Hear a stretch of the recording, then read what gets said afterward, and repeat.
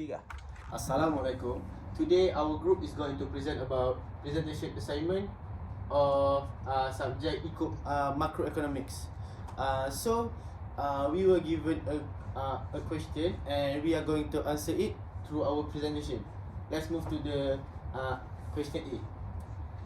For question A, if I'm not mistaken, the question asks to define inflation and how to calculate inflation according to inflation supporting data 2020 and 2022. So first I will explain about what is inflation. Inflation is the rate of increase in prices over a given period of time, and inflation also have inverse relationship between inflation and value of money. Means if the inflation is high, then the value of money is low. Inflation also measured by consumer price index, which is known as CPI, data over months or years. So to calculate the inflation, the rate of inflation, we need the CPI of the current year and the previous year. Let's say we are going to calculate about inflation in 2022, then we need the CPI of the current year, which is 2022, and CPI 2021. And which one is good for an economy between higher rate of inflation or lower rate of inflation? In my opinion, lower rate of inflation is good for an economy because the value of money didn't decrease that much, and it will also motivate others to increase the production to match the economy growth. And then if the inflation rate is high, means an economy is suffering from hyperinflation. When hyperinflation happen, it will lead to many problems. Hyperinflation will be further explained by my friend Danish Nabil in question C. Let's move to the calculation. And this is the formula to measure inflation. Inflation, like I said, we need two CPI, which is current year and previous year. CPI in current year need to deduct CPI in previous year and then divide by CPI in previous year, and then you need to multiply by 100%, or in a short form formula, B minus A divide A multiply 100%. A equals CPI in previous year and B CPI in current year. I'm going to calculate about rate of inflation 2020 to 2022. Sorry. So let's move to the next slide. Okay, this is the supporting data of inflation from 2020 to 2022. So as we can see, in 2020 the CPI is 120.1, and for 2022 127.2. Okay, let's move to the next slide. Before I start calculate rate of inflation, as I said earlier, to measure rate of inflation, we need the CPI in current year and previous year. And then we will calculate the inflation rate in 2020. So first, we need to find the previous year CPI, which is 2019. Previous year CPI equals to 121.5. Meanwhile, the current year, which is CPI in 2020, equals to 120.1. So to calculate the inflation, we need the B, which is 120.1, minus 121.5, which is CPI for 2019, and then we divide by CPI in 2019, 121.5. After that, we multiply by 100%. Then we will get negative 1.1% of rate of inflation. This means that rate of inflation in 2020 is negative. when negative, inflation does not occur. Instead, deflation. Yeah. Inflation does not occur, but deflation does occur. That's what I mean. Let's move to the This is rate of inflation 2021. In 2021, the CPI is 123.1 and previous year 120.1. So just like before, to calculate the CPI, we use the formula CPI in current year minus CPI in previous year divide by CPI in previous year multiply by 100%. So 123.1 minus 120.1 divide 120.1 multiply by 100%, and then we will get 2.5%. 2.50%. This means rate of inflation in 2021 is extremely low, which is quite good for the country. Let's go. Okay. Rate of inflation in 2022. Just like before, using formula, we will insert the data in the formula. But before that, we need to identify the CPI in current year, which is 2022, and the CPI is 127.2. Meanwhile, the previous year, which is 2021, equals to 123.1. And then after we put the data in the formula, we will get the last answer, which is 3.33%. This means the rate of inflation in 2022 is extremely low. Like I said, it is quite good for the country because even though the value of money is low, but inflation also indicate the price level, which is it will motivate people to work more and increase the production. Means when there's a lot of economic activity, economic growth will rise also. So economic growth and economic activity have a positive relationship. Let's move to the next slide. This is rate of inflation in 2020 to 2022. So in this calculation, I use 2020 as the base year and 2022 as the current year. So the CPI of base year 2020 is 120.1 and the CPI of current year 127.2, which is B. And then after we put the data in the formula, 127.2 minus 120.1 divided by 120.1, and then we multiply by 100% equals to 5.91%. Rate of inflation in 2020 to 2022 is 5.91%, which is extremely low, and just like previous, it is quite good for the country. So before we go to question B, I will explain to you why inflation is good than deflation. Even though inflation is considered bad, but it is not as bad as hyperinflation, and a country will not want hyperinflation, also deflation, because deflation will lead to low rate of economic activity, which will lead to low economic growth. So when deflation happen, the country tends to have a slow economic growth. So let's move to the question. Assalamualaikum. Okay, so I will continue the B question, which is the second question in this presentation assignment. Okay, so thank you to Hafrul Shadid because explain about the inflation and how to calculate the inflation.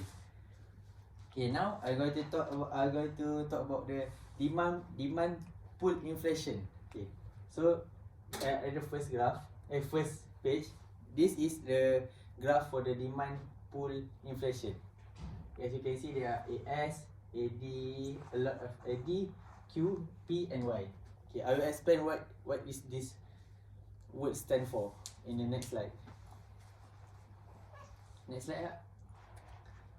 Okay, so demand pull inflation is from Keynes, which is adapted history about when surplus demand can be a cause to inflation. So demand pull inflation can happen when AD, which is aggregate demand, outdo the AS, aggregate supply. So if we going to calculate and make graph about this, we based on the formula AD formula, which is AD, aggregate demand, equal to C plus I plus G and plus S minus M, which is the C is consumer demand, the I is rise in investment by firm, the G is increase in government expenditure, and X minus M is rise in net export. Okay. So if there any increase in each the variable, this will cause AD to ascend, which means the line of AD will gradually change if there are any increase in either this 1, 2, 3 for variables. Okay. Among all these variables, C, I, G, and X minus M, the most important factor is the increase in G. Okay. Why? Because government expenditure has direct multiplier effect on aggregate demand. Okay. There are 3 stages that take place in the economy. For the first stage is the recessionary stage. Recessionary is, in Malay, we can call it kemelesetan. Okay. So, okay, at this stage, AS, aggregate supply curve, is horizontal. Horizontal ialah ni, ke bawah. Okay, next slide. Okay. So, I explain about the graph that I showed earlier. So, when AD increase from AD1 to AD2, the AD2 will intersect with the horizontal line of AS at the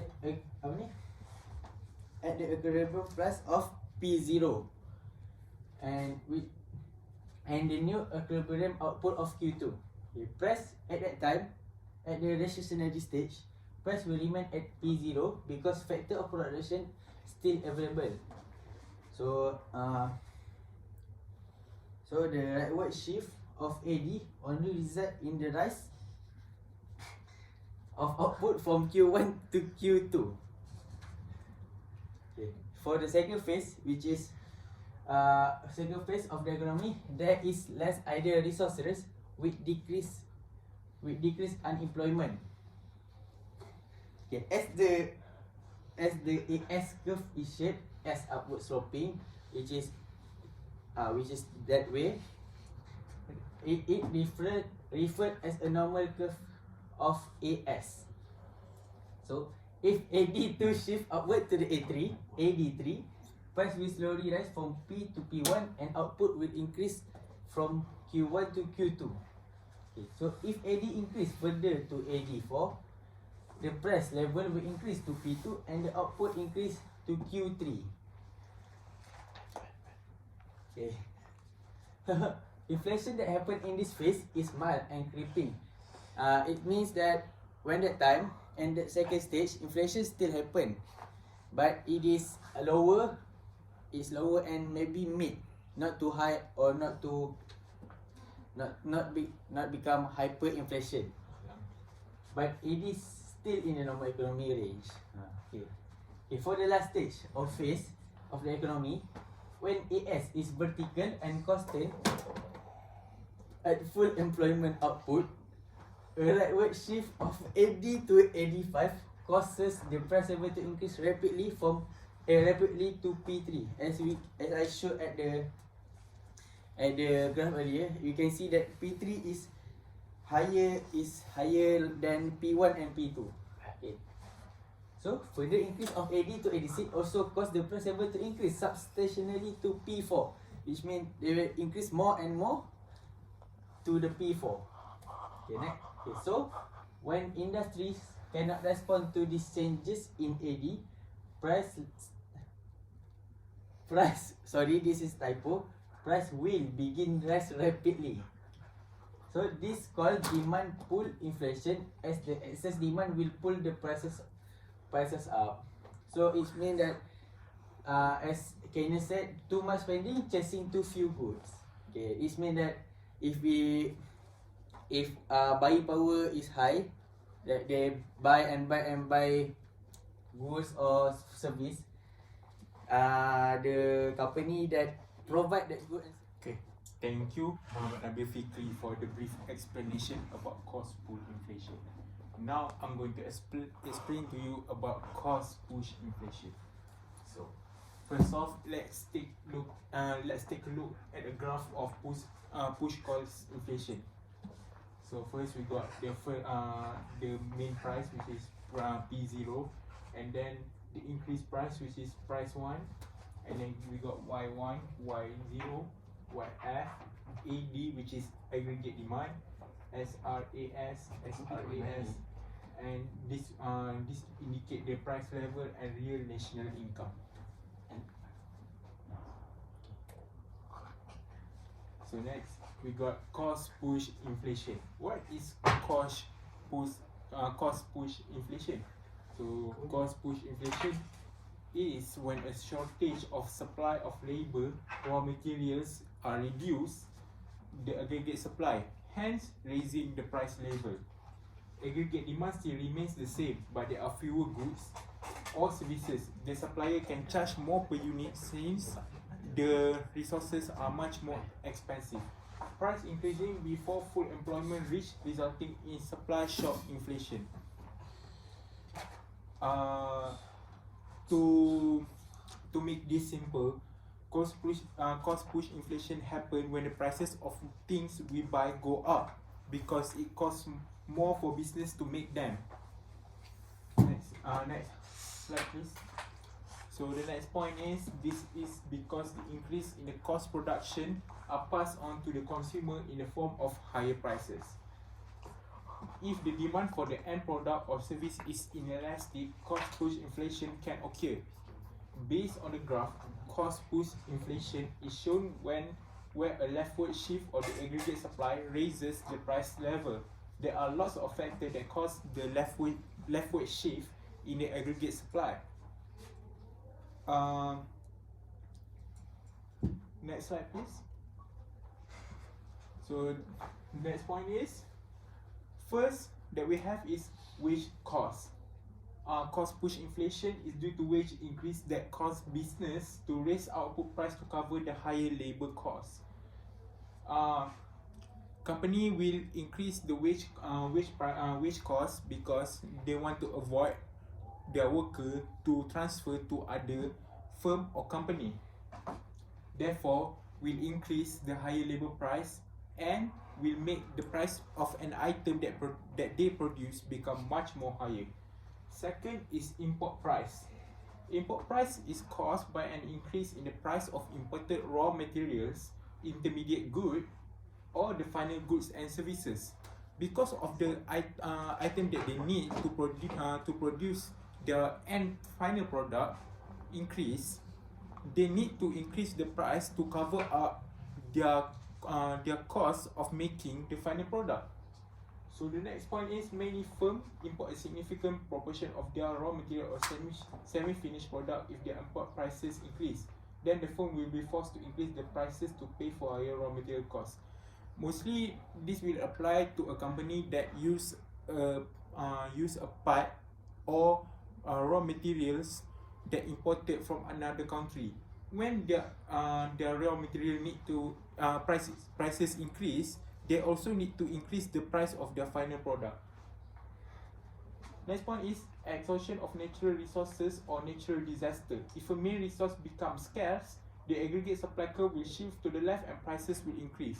This means that the exhaustion of when the item becomes scarce but the demand is remain the same or constant, this will make the item to be much more higher prices because the amount of production that can be created are lower, but the demand remain the same. Therefore, to make it up towards the demand, a company will charge the item price even more higher. Next point is fall in exchange rate. A fall in external value of a country currency will worsen inflation as lower exchange rate. It will cause imports to become more expensive.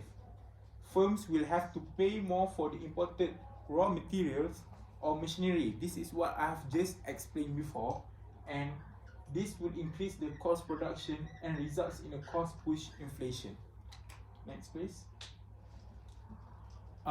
Just like I've explained before, when a raw material or a parts prices increase, a firm or a business need to increase their final product price also. This can result to cost push inflation because of the demand that remain the same, but the item price can be charged much more higher because the demands are the same, but the production are slightly or even more lower. The next point is government regulation or taxation. Producers are allowed to pass on the increases in indirect tax on the consumer. This will push up the selling prices of products in the shop. I can give you two examples of this regarding government regulation or taxation. The two products that I can give example is alcoholic drinks and also cigarette. The government imposed tax toward these two products to make sure the demand for them go even more lower. But because they have the tax for these two items are much more higher, therefore this will result to the price of the item become much more higher and also will cause a cost push inflation. Next up is increase in supply profit, which is profit push inflation. Cost push inflation occurs when firms gain more power and able to push up the price to make larger profit. This is more towards the direction of a monopoly or oligopoly company. Next, please. Increase in supply profit. Cost push inflation. Okay. Cost push inflation occur when firms gain more power and able to push up the price to make larger profit. This can be applied to a company that is the only one that produce that good. They are the only sole supplier towards one item in that country. Therefore, they are the price maker. They can set what the price is reasonable towards their company, not towards us consumer, but towards their company. This can cause the item to be much more higher and much more profitable towards the company, which can cause the cost push inflation. Profit push inflation happens when market become more concentrated and move towards monopoly or oligopoly power. This is what I've explained before. It occurs when the firm stock up on goods to increase the price of goods in order to earn higher profit, which indicates toward the item to be much more higher prices. But the demand is still remain the same, which resulted to cost push inflation, just like other factor before. Next slide. Okay. So thank you. I've finished explaining my point. So now I'm going to pass my point to Muhammad Danish Rabil. Thank you. Thank you to Mr. Raif. And now let's move into the last question. How inflation impact on the economic growth in Malaysia? Inflation can affect an economy in various ways, which is both positive and negative. The effect of inflation to an economy depends on the seriousness of the inflation. One of the negative examples of how inflation impacts on the economic growth in Malaysia is the breakdown in the function of the money. In a severe inflation or hyperinflation, money will become less useful as it lost its function to serve as a medium of exchange and a store of value. Next slide, please. In hyperinflation, the use of money will completely break down or lose its value and lead to a replacement with the barter system. One of the negative examples of how inflation impacts on the economic growth in Malaysia is the breakdown in the function of the money. Hyperinflation will slow economy, activity and goods with expensive price. For example, in the country of Zimbabwe, the price of a product such as an egg is very expensive and causes people not to buy it.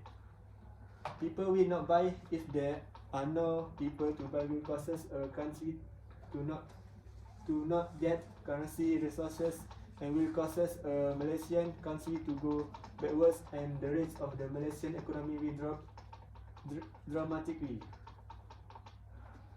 The negative impact on Malaysia is that the purchasing power among consumers will decrease. The increase in the price of goods at this time has reduced the purchasing power of households, especially involving the B40 group and some of the M40 group who live in the middle of the city.